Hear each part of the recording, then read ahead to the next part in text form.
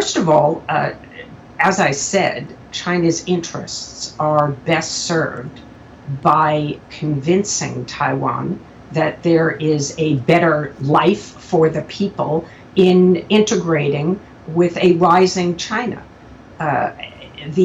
The goal of Xi Jinping, I think, is to induce a sense of psychological despair in the minds of Taiwanese people that they only really have a bright future if they join with the motherland. So this is part of psychological warfare that has been going on against Taiwan for many, many years. But I would also say that if Xi Jinping is to contemplate use of force, he has to think about what the risks are for him. And the risks begin with a failed invasion, and I think that could have a negative impact on the legitimacy of the Chinese Communist Party and also perhaps of Xi Jinping's position in particular. And I also think that it would have a potentially negative impact on Xi Jinping globally.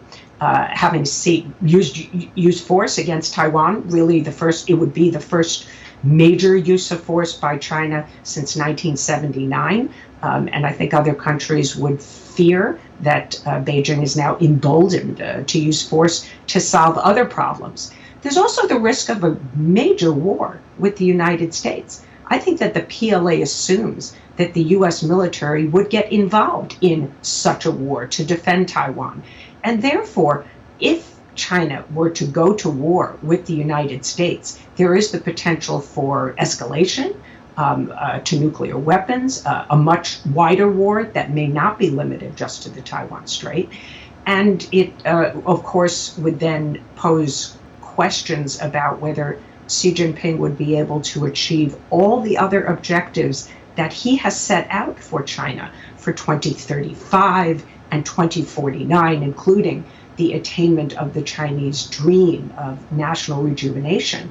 After all, if they end up in a major war with the United States, I think that would just undermine Xi Jinping's other objectives.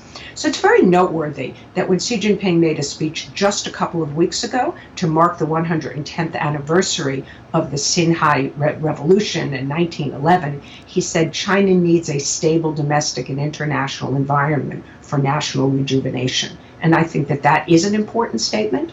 And so I think that at least for the next few years, the United States and Taiwan have a window to strengthen the measures that they are taking to continue to deter a Chinese attack on Taiwan. Well, I think we have seen a pattern of growing assertiveness and even aggression in Chinese foreign policy. And this is particularly true, of course, on territorial disputes. We have seen China use small-scale use of force on the Indian border, for example, and where about, I think, 20 or so Indians lost their lives.